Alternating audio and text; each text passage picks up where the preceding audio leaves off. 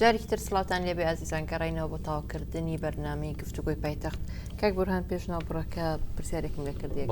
بەڵێ سوپاس دەکەم وڵات جارێ زۆر بەسەرعینێ تاقیبمێ لە قسەی و برادری لێرن یەکەم بەڵێ دەربارەی قسەکانی کاک دکتۆر جوتیار ئەڵێ ئەو بڕیارانە تا چەند جێبەجێکێکە لە پەرلەمانەوە دەرەچێ بەڕاستی ئەرکی حکوومەتە جێبەجێکە ئەرکی حکوومەت ئەگە جێبەجێ نەکرد پەرلەمانی کوردستان مدعی بێ بیاتە دادگا کە تا ئێستا شتە لە وڵاتی ئێمان نییە ئەرکی پەرلەمانە لێپرسینەوەی لێ بکە موسالەویستی جوابیکە بەڵام بە چەپڵە ڕێزان نەجارێ موسالەویستی جواب کرابێ ئیزنیراوە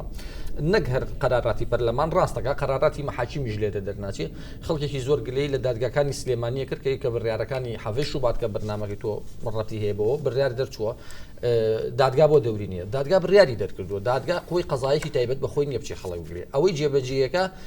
دەسەڵاتی تەنفیزیە مدیری شورتەیە وەزارەتی ناوخۆی ڕئیسوزەرایە ڕئیسی سوڵتەی تەنفیزیش بەپێی قانونی سەرۆکایەتی هەرێم سەرۆکی هەرێمە بەرپرسی یەکەمی دەسەڵاتی جێبەجێکردنە لە کاتێکە ئەگە جێبەجێ نەکرا پێویستە ئیدعای عام و ئەو خەڵکە پاڵپشت بە مادەکانی 329 330 قانونی عقوباتی سەویانزە شەکوای جەزائیان لەسەر بکەن بەڵام خۆتەزانی سوڵتەی قەزایی لە وڵاتی ئێمە چۆنە سوڵتەی قەزاییش بەڕاستی بە تایبەتی لە هەولێر دووهۆک من لەگەڵ حورمەتما ناڵێم هەر هەمویان ناڵێم بە مطلقی بەشێکی زۆری بە پاشکۆی پارتی دیموکراتی کوردستان نەبینم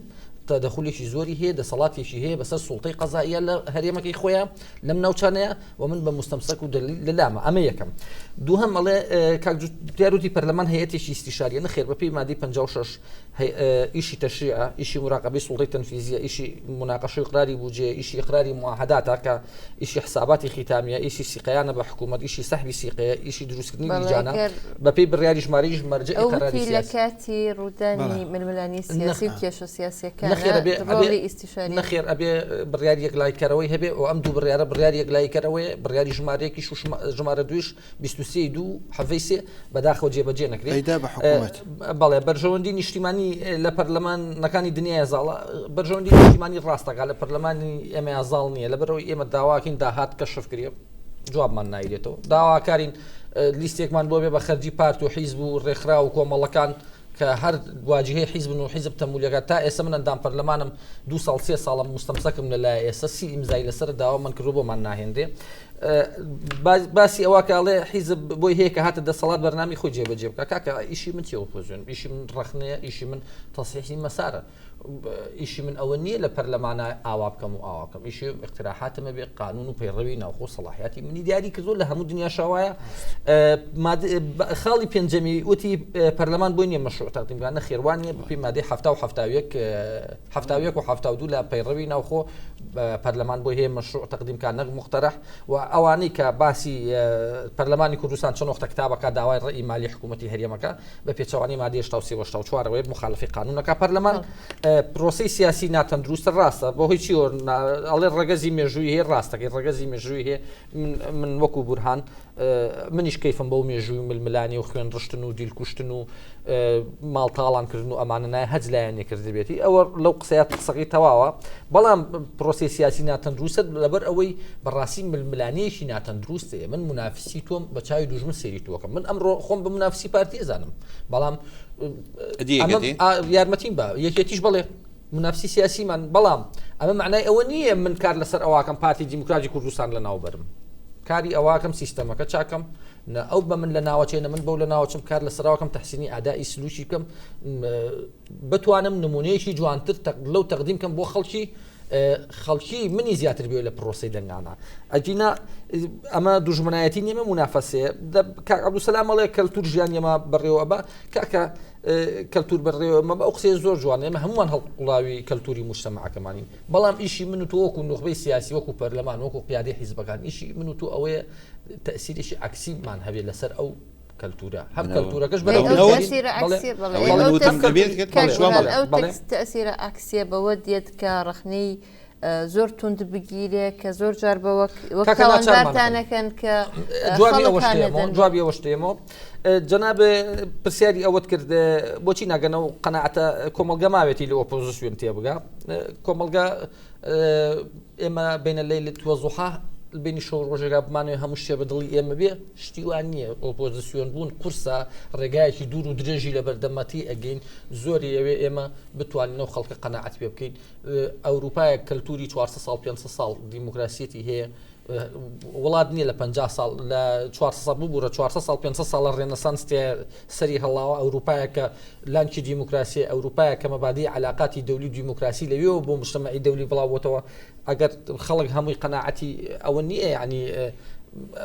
هەموو جارێ لەگەڵ ئۆپۆزیسیۆن نابێ هەموو قسەی ئۆپۆزیۆن بەڕازانێ و بە حاڵتێک تەندروست ێزانم بەڵام ئەوەی کە ئێمە ئەرشی ئێمە چیە وەک حیزب ئەرشی ئێمە منیش و کە عەبدولسەلامیش پارتیش و یەکێتیش و گۆڕانیش و کۆمەڵیش و یەکگرتوش لەسەر مەجموعەی مەبادی تەنشیعی سیاسی و تەنشیعی سەقافی مجتەمەعەکەین گۆڕانکاری بکەین لە کەلتور و بیرکردنەوە لە پرۆسەی سیاسی و لە بڕوابوون بە مەبادی مافی مرۆڤ و تەعاملی سلمیانە لەگەڵ من لەوەیانە متفق نیم بڵێ ئەمە کەلتور حکمەیە لەوە یعنی من ئێمە تۆمەتبارەکرین بۆ تونند و تیژی ئێمە خەڵکمان هانی تونند و تیژی نیە ئێمە وتومانە یاسای خۆپیشاندان ناقانونی شتێکی خراپە یا فڵانە یاسا شتێکی خراپە ئەمە شتێکی خراپە ئەمە تۆ ڕێگەکانم لێدامەخە تۆ تەوافقم لەگەڵاکە تۆ خاوەنی سی کورسی وەکو پارتی باشە ئەو یاسایانە کە داوایەکەن بگەڕێتەوە خۆتان بۆ بە پرۆژەیەک پێشکەش ناکەن بۆ هەموارکردنەوەی ئێستا پرۆژە بۆ زۆری پێشکەشکراوە بە ئیمزای زیاد لە 50 پەرلەمان بۆ پرۆژەی دەستور ڕێگەی هەموارەکەی تەقدیم کراوە بەڵام بەپێی بە مخالفی قانون مخالفی مادی 72 پەرلەمانی کوردستان نایخاتە بەرنامەی کارەوە بەداخەوە بۆ خۆپیشاندان پرۆژە تەقدیم کراوە بۆ زۆر شت پرۆژە تەقدیم کراوە بەڵام ئێمە چی بکەین پەرلەمانی کوردستان نایخاتە بەرنامەی کارەوە لەبەرەوەی پارتی و یەکێتی قەناعەتیشیانەیە پێویستە مجموعەیە شت نەکرێت تا ئەم مەرحەلەیەوانی ڕجات لەکەم ئەوە من دانیشتومە وەڵامم نەدەکات وەڵام تێمە تو باسی قەناعەتی پارتی ئەەکەی من پارتی لێرە بۆ ئەو جمهورە لێم وانە دیسپاتەکەم بۆ نەکە کە من حەزم باش یاسای نەوتوگاز لە 2007 دەرچوو بۆ جێبەجێ ناکە قەناعەتمان نییە مەجلیسی خدمە بۆ دروست لە باتی من باسی قەناعەتی من مەکە کاکەوە دلیلە دیوانی ڕقابەی مالی لە 2008 قانونی هەیە بۆ جێبەجێ ناکەی بۆ قانونەکە تەنفیز ناکەی من تۆ بە قڕەکە قانونی دەستەی نەزاکە بۆ ناتوانانی قەناعەتی من باس بکەی کە من لێرەمە کاکە دلیل و ئیسپاتم پێ تۆ قەناعەتی وایە تۆ مستحیلە من دلیل ناتوانم بینم قەناعەتی تو چییە واز لەو کاکە ئەمە دلیلە ئەمە چۆن ناتوانانی دلیل لەسەر قەناعەت 4 ساڵە قانونی مەجلیسی خدمە و قانونی ڕقابەی باسی قەناعەتەکەم باسی قەناعەت 6 ساڵە یاسای نەوتوگاز دەرچووە ناتوانی دلیلت هەبی لەسەر قەناعەتی ئێمە دلیلمان هەیە دلیلەکەمان ئەوەیە لە پەرلەمانی کوردستانە ڕێگرن لە دروستکردنی ئەو هەیئەتانەی کە ئیشی ڕقابەتە بۆ ئیشی ئەوەیە لە جیاتیەوەی من بە دوواداچوون بۆ پرۆژەکەم ئیشی ڕقابەی مالیە ئیشی دەستەی نەزاهەیە ئیشی ئیدیای ئامە ئێوە ڕێگرن لە تەفعیلکردن و جێبەجێکردنی ئەو یاسایە باشە بۆچی ئێوە ڕێگرن بە یارمەتی ڕاست ناکەت لە خۆی ڕاست ناکەم بۆ میسپاتکەم بۆچی بۆ میسپاتکە بۆ میسپاتکە من ڕاز ناکەم تۆ دەفعێکت داوە ئەڵێ لە بەردەمی ئێمە ئەگەر هاتبین بۆ ئەوە من و کاک بڕهان لە پەرلەمان ڕۆژانە ئەم گفتوگوانە بێ سوود و بێ نەتیجاتن ئەەکەین گوناحن ئەم خەلکە ئەگەر بگەڕێنەوە مناقەشێکی مەوزوعیانە با بەردەوام بینە گینا پێشنیارەکەمەوە بەڕامەژە ڕابگیرێ کاک عەبدولسەلام پرسیارەکە باوا لێ بکەم ئێوە چه هەوڵێکتان داوە بۆ ئەوەی کە ئەو دەستە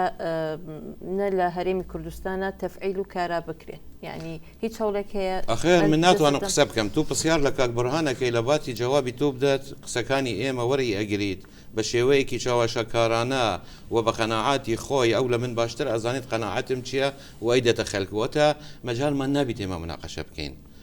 ئەرکی پەرلەمان لە یاساکان دیارە پێی خۆش بیت پێی خۆش نەبیت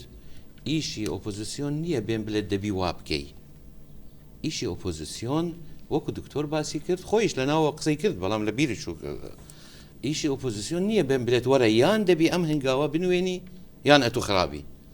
کاک من بەڕامی خۆم هەیە تو کە ئەکسەریەتت وەرگرت تو ئەوە تەطبیقکە ئەسڵەن من تێناگەم لە ئۆپۆزیتدا وەکو نمونە کە بەدلی نییە ئەو واقعە زانستیە کولتوری ئێمە کولتوری عەشائیرە و سینگی یەکترگرتنە ئەگینا چ منطقی ژیانی پەرلەمانتاری قبول ئەکات ئۆپۆزیسیۆن هەوڵ بدات ئەدای حکوومەت باشتر بیت بەس پێم بڵێ معقولە بێم ئەلێت وەرە تو لە نەوت وا بکە لە قیاسا وا بکە لە خۆپیشاندان وا بکە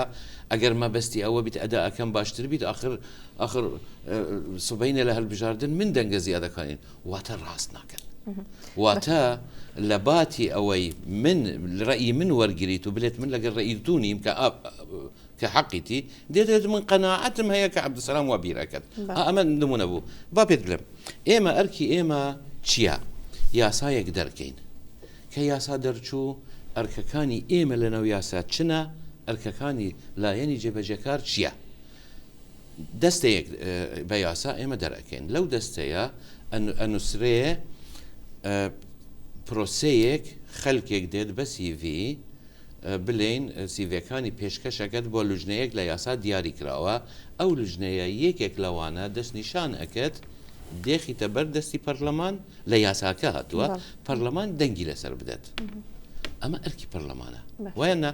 کە ئەمەمان کرد بۆ مافی مرۆڤ بە ئێمەیان گوت نایاساییە هەڵسان هەر خۆیان گوتیان ئێمەشکان دیدمان هەبوو تۆهمەتبار کراین لە ڕاگەاندن ببوورە ئەو نمونەت بۆ دێنم تاکو وەڵامەکەت وازەح بیت گوتیان ئەمانە یەک کاندیدیان هینە بەردەمی پەرلەمان ئێمەش کاندیدمان هەبوو کە خۆیان لەو کەسانە بوون ئەوەی بەشدار بوون لە دەرکردنی ئەم یاسایە کە مافیان دژی بن بەو شێوەیە جارێکی تر ئەلێم ئەیانەوێت زانیاریەکی وعیزایی فۆکو مارکس پێ ئەلێت بنێرن ناو خەڵک کە لە هەموو شتێکی کە ڕوو نەدەت لە کوردستان کەم تەرخی پەرلەمانە مەسەلەن دوێنێ زۆر باسی ئەنجومەنی ڕاژەکرا بەرەوەی زۆر کاتی دکتۆر جوتیاریشەوە ئەرکی پەرلەمان ئەو ئەجێبەجێکردنی ئەو بەشەیە ئەوەی لە ناو یاساکە هاتووە بۆی بەڵام لایەنی ترچی کردووە ئەو ئەرکی من و کاک بڕهانە لە لوژنەکان بە دوا چوون بکەین و بچین پێی نەخۆشە چونکە ئەوە ئەساسە درستەکەیتی پەرلەمان یعنی لوژنەکان لە لوژنەکان هەموو فراکسیۆن تێدایە ئێمە دەبی بچین یاخەی ئەو لایەنە بگرین ئەوەی جێبەجێی یاساکەی ئێمە نەکردووە دەستخۆش دکتۆر داوای لە بردنەکەم کاتمان زۆر لەگرتی بەڵام ئەو حەفدە خاڵی کە لە پەرلەمان دەرچوو تا چەند سەنەدی یاسایی هەبوو بۆ جێبەجێکردن بۆچی باسی لەوە کرد کە ئەبێ حکوومەت جێبەجێ بکات کاک بورهان باسی لەوە کرد کە ئەرکی پەرلەمانە بە دواداچوون بکات بۆ ئەوەی بۆچی جێبەجێ نەکراوە کەواتە لێرە ئەتوانین بگەینە ئەوەی کە پەرلەمان لە بە دواداچوون یاخود لە مراقەبەکردنی دەسەڵاتی جێبەجێکار لاوازە یاخود مەسەلە ململانە سیاسیەکانی ناو پەرلەمانە وەکو پێشتر باسی کرد کە دەسەڵاتی هەیە بەسەر ئەو مەسەلەی بەڕاستی پێش ئەوە قسەکانی من مواجه بوو نەکتەنە بۆ کاک بڕهان بۆ بەڕێز کاک عەبدولسەلامیش بوو من لێرە وەکو کەسێکی ئەکادیمی قسە دەکەم خۆی ینی پەرلەمان وەکو دامەزراوێکی سیاسی بەڕاستی زیاتر لە چوارچێوەی سیستەمی سیاسی کار دەکات و ئەو خاڵانەی ئەو حەفدە خاڵە بەڕاستی ئێمە لە زانستی سیاست و لە قانون هەر چاکسازیەک هەر چاکسازیەک سێ لایەن بەرپرسە لەو مەسەلە یەک حکوومەت دوو ئۆپۆزیسیۆن سێ کارتی تایبەت کە کارتی تایبەت کۆمەڵگای دامزراوەکانی کۆمەڵگای مەدەنیژی بەو ئەرکاڵ دەستێ واتە خۆی لە خۆی مەسلەی چاکسازی کە ئەمە یەک لە بابەتە گرنگە کاک بوون دوای هەفتەی شوبات لێرەدا پرۆسەی چاکسازی پرۆسەیەکی متەکاملە یعنی ناکرێت ئەرکی حکوومەت تەنها ئەرکی حکوومەت بێت چاکسازی بکات ئەبێ ئەرکی لایەنەکانی تر وەکو کەرتی لە کەرتی تایبەت بێ وەکو ئۆپۆزیسیۆن بەڵام ئەوجە لێرە مەبەستم چییە؟ ینی هەموو ئەو لایەنە مەسەرەن ئۆپۆزیسیۆن تا چەند و هەروەها کەرتی تایبەت تا چەند پابەندی ئەو بڕیارانن کە حکوومەت و هەروەها یارمەتی دەرن لە جێبەجێکردنی بڕیارەکان و ئاسانکارین بۆ بەدیهێنانی ئەو ئامانجانەی کە پەرلەمان داوای کردو لە چوارچەوەی ئەو حەفدە خاڵەیە لە بڕیاری یەک کە دەری کرد دوای قەیرانی شوبات و لە هەمان کاتدا لە ڕووی یاساییەوە من لەگەڵ ئەوەدام کە هەر شتێک پەرلەمان دەری بکات لە چوارچەوەی قەیرانەکان ئەو تەوسوکو تەوسیاتە یانوەکو بڕیارە ئەو بڕیارانە دەدرێت بە حکوومەت جێبەجێ بکات و لەگەڵ ئەو جێبەجێکردە زەمینەیەک هەبێت بۆ بەدیهێنانی پرۆسە فراوانترەکە کە پرۆسەی چاکسازیە. واتە ئێمە لەم چوارچێوەیە کە لە هەرێمی کوردستان وەکو لە سەرتاش باسم کرد مەسلەی چاکسازی مەسلەیەکە کە لە حاڵەتێکە بەدی دێت کە مؤسسەی سیاسی لە وەزعێکدایە کە خەریکی ڕوخانە خەریکی مؤسسەی پەرلەمانیش خەریکی لە ناوچێ مؤسسەی تەنفیزی خەریکی لە ناوچێ بەڵام من ئەوەی وەکو چاودێرێک وەکو لە ڕووی زانستیەوە ئەمە ئەوەی کە لی دەزانین مەسلەی گەشەسەندنی سیاسی بوو زیاتر لەوەی چاکسازی سیاسیە. یعنی ئێمە لە چوارچەوەی سیاستدا ئەوەی دەیبینین چونکە ئۆپۆزیسیۆن هەیە چونکە ئۆپۆزیسیۆن و هینی کورسی هەیە لە پەرلەمان ئەو داواکاریانە زیاتر دەستە چوارچێوەی گەشەسەندنی سیاسی ناستێتە چوارچەوەی چاکسازی سیاسی سەرڕای ئەوەی کە حتا حکوومەت دانی بەوەداکەوە چاکسازی سیاسیە کە ئێمە لە ڕووی ئەکادیمیەوە ئەڵێن ئەمە زیاتر لە چوارچەوەی گەشەسەندنی سیاسی. باسی مەسلەیەکیان کرد کە داواکاری حزبی تێکەڵی داواکاری خۆپیشاندەران بوون. ئەمە وای کرد زۆر جاریش ئەم قسەیە ئەبیستین کە ئەمە وای کردو بڕیاری ژمارە دوو گرنگی پێ نەدرێت یاخود باسی لێوە نەکرێت یاخود لە هەتا لە سایتی پەرلەمانی حەفتە خاڵێکە هەیە بڕیاری ژمارەیەک بەڵام بڕیاری ژمارە دوو نییە. یعنی ئایا ئەمە وا ئەکات کە بڕیارێک پەرلەمان دەری کردووە گوێی پێ نەدرێت بەس لەبەر ئەوەی کە دوو داواکاری حزبی و هی خەڵک تێکەڵ بووە؟ زانی خۆی داواکاریەکان طبعاً من بە حاڵەتێکی زۆر بە مشکلە نابینم ئەگەر بێت و چەند حزبێک پشگیری داواکاری چەند خەڵکێ بکە بۆ بەدیهێنانیان بۆ تاوابوون لەم قەیرانە و دەرچوون لەم قەیرانە و دۆزینەوەی هەندێک لە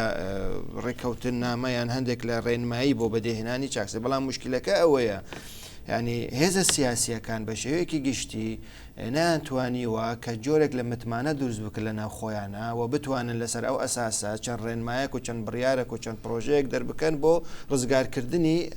ئەم مۆزعایە دەرچوون لەم مۆزعایە و دۆزینەوەی چارەسەر بۆ کێشەکان.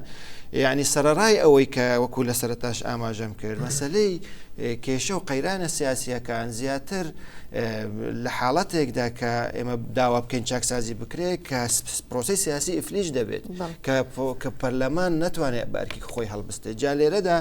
ئەگەر حزبە سیاسیەکان داواکاریەکان نەتوانی بە لە پەرلەمان بەدیبێنن لە ڕێگای شەقامەوە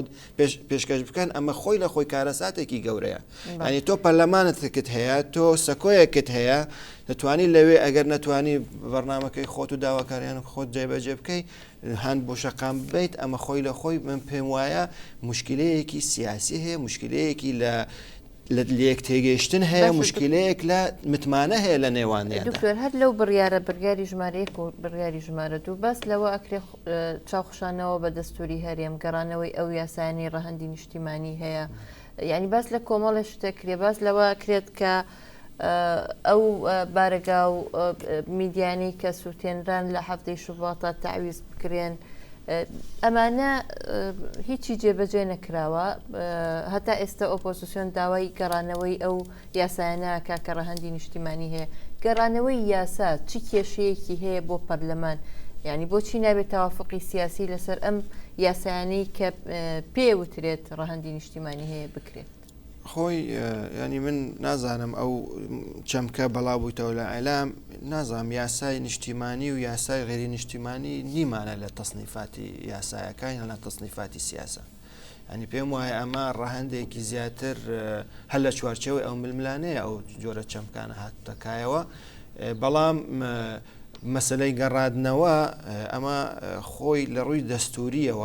دەستوریەوە یان لە ڕووی قانونیەوە ینی هیچ سەنەدێکی قانونی نییە بۆ گەڕاندنەوە بۆ چونکە ئەو بەڵێ یان بۆ دەستور التیزامێکی دروست بوو و پەرلەمانیش وەکو هەیئەتێکی عولیا هەیئەتێکە ڕنگدانەوەی ویستی خەڵک و زۆرینەی بەرژەوەندی خەڵک دەکات کە بڕیاریدا ئەبێ هەموو مؤسسەکانی تر لەگەڵ ئەو مؤسسەی تەنفیزی پابەندی بڕیارەکەی پەرلەمان بێ. ئەگەر ئێمە ڕاهەنە لەسەر سربەخۆیی و یەکلایەنی پەرلەمان بکەین ئەبێ ڕێز لە بڕیارەکان بەڵام لەبەر بارودۆخی سیاسی و لەبەر هێورکردنەوەی پرۆسی سیاسی سەر بەخۆ بێت ینی ئەو کوتلە سیاسیانە هەریەکە و من دەویست ئەوە بڵێم سیاسی هەیە بەڵێ من دەویست ئەوە بڵێم بەڵام ئەگەر ئێمە لە چوارچێوەی قەیرانێکی سیاسی و لە نەبوونی متمانە لە نێوان هێزە سیاسیەکان و پارتە سیاسیەکان تەوافقی سیاسی هەیە و بۆ ئەمەش دەکەوێتە سەر قەناعەتی هەموو لایەنەکان ئایا متفقن کەوا دەستور بگەڕێتەوە ئایا متفقن ئەم یاسایەک بۆ نمونە بگەڕێتەوە پەرلەمان ئەوە وەکو تەوافقی سیاسی دەکرێت قسەی لێ بکرێت دەکرێش بەپێ ئیتفاق بەڵام ئەمە سابقەیەکیش بۆمان دروست دەکات سابقەیە واتە لە ئایندەیە هەر پرۆسەیەک هەر یاسایەک ئەگەر بێت و اتفاقێکی تەوافقی سیاسی لەسەری نەبێت ئەمە بۆی هەیە بیگەڕێنەوە کە ئەمەش پێم وایە ئیفلیجی پرۆسی سیاسی دەکات چونکە ئێمە لە زانستی سیاست کە یەک لە ڕخنەکانی سەبارەت بە پەرلەمانی بەستەمی پەرلەمانی ئەوەیە کە دەسەڵاتی تەنفیزی زاڵ دەبێت بەسەر هەموو دامەزراوەکانی تر و احتیمالە هەرە گرنگتر ئەوەیە کە ڕوودەدات لە پستەمی پەرلەمانی ئەگەر بێت و هیچ حزبێک زۆرینەی دەنگنات ئەگەر زۆرینەی نەهێنا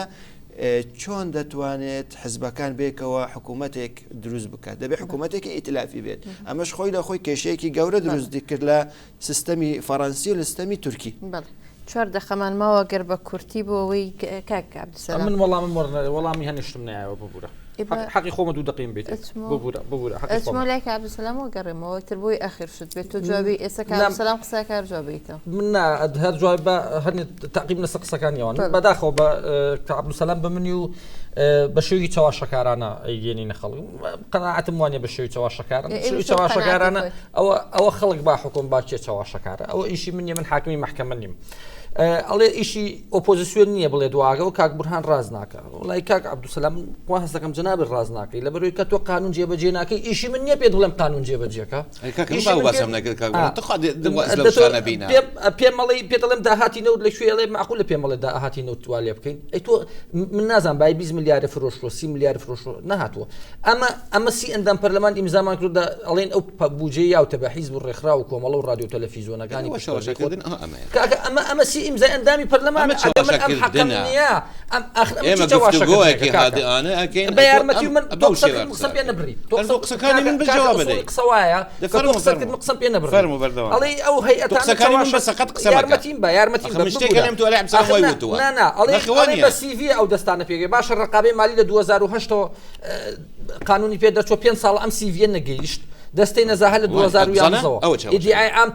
سەرۆکمان دانا کاکە پێش ساڵێک تو بۆ بە و خەڵکە ئەوکەی سەرۆکە دانا بەڵێ سەرۆکمان دانا و استقالەشی کرد ئیستیقالێشی کرد ئەوراقی سەرۆکەکەم پێ کە جەنابێ داوناوە پێمە لێرە پێمە من نەمداناوە تو داناوتە من دام نەناوە بەدەنگی ئێوە دانراوە من ئەوراق دانراوە بەدەنگی ئێوە دانراوە دەتۆ یارمەتیم بە نەتەوە باورت پێ یەکەم یارمەتیم بە مشکلی دنیای سازانووە من ئەوراقم پێ یەک ئیشکا تەقاوتیان کردووە دانراوە آخر داتا تو تقریرەکانی لە 2008 بێت تقریری ڕقامی مالی بێتە بەردەست ئەی باشە تۆ بۆ دەست بەرز ناکەیت مذەکەرەیەک بێ لە ڕۆحەکە منیش وا لێم چاواشەی خەڵکەکەی وتت دایان نەناوەت خۆت بۆ من نسبات دەکەیت داڕاوە بەردەوام بۆ 3 مانگ دادناوە دوای ئەوە تەقاوتی کردووە بە پلەی وەزیر هەر لە کەنەدا بووە کاکە ڕاست نییە تۆ لە 2008ەوە دانانراوە فەرموو لە 2008 قانونەکەی دەرچووە دوای ئەوە ئێمە ئەڵێن کاکە ئەمە وا بکە ئەمە معقول ئاڵێ ئۆپۆزیسیۆن واڵێ کاکە من حەقی خۆمە پێت بڵێم حقی خۆم پێ بڵێم ئەو دەستانە بێت لەلایەن خەڵکی سەربەخۆ بڕوا بڕێەوە تۆ ئەچی خەڵکی حیزی بۆ منێنی ئەوە ڕەهەندی نیشتیمانی هەیە قەراری ڕقم 1 و 2 هەیە پێویستە بە تەوافق بێ ئەکەت کە تۆ خەڵکی حیزبی دانا یعنی ئێمە چیمان کرد بەچی خەڵکی حیزبی دایانەی وەکو ڕئیسی پێشوور ڕقابەی مالی کە یەک تەقریبان بەدەست نەگەیشت طبعا سەرۆ خەنوانیە بە حیاتی خۆی حیزبینەتی نەکردووە بەس برای سکرتێری پێشووی پارتی دیموکراتیک یعنی با تەرکیز نەکەین سەر یەک نقطە تركيز نكين السريك نقطة أواني كمان ليتش كعبد السلام يعني أو بريارانا إيوه خوتان وقت ليستي دا صلاة يعني بريارتان لسردا إيوه خوتان درتان كر بدو دات شونتان بوكر بوشي دوايي تنها بس لبروي كداوا كاري وكل بيشو تباس كر هندق لا يعني سياسي شون أو داوا كاري خوبشان درانا أو بريارانا جبت سروخان دور لتشنجي هركسيك وبو ئەوەی من باوەڕێکی گەورم بە جەماوەری خۆمان هەیە جەماوەری خۆمان شیارە سیاسیان ئەو بریارە دەرنەئەچوو ئەگەر دەنگی لیستی کوردستانی لەگەر نەبا با ئەم شتە لە بیری خۆمان نەکەین ببرە کە هەردوو بریارە دەرچووە واتە ئێمەی نە لیستی دەسەڵات ئێمە دەسەڵاتماندانەوە ئێمە لیستی زۆری نین لیستی زۆرینە بە زۆرینەی دەنگی ئەندامانی دەنگی داوە لەسەر دووبرە بۆیە ناکرێ ئەمڕۆ خەلکێک بێت خۆی بکەتە خاوەنی ئەو بریارە ئێمە بکەتە دژی ئەو بە دەنگی ئێمە دەرچووە ئەو بریارە ئەوەلەن دوو دەبی شتەکان بە هەواکو خۆی بڵێن بریاری ژمارە دوو نالێت دەبی یاسا دستور بگەڕێت نالێت دەبی یاساکان بگەڕێن ئەلێت لوژنەیەک دروست بکرێ بۆ گفتوگۆکردن لەسەر هەموو ئەو بابەتانەی لە ناو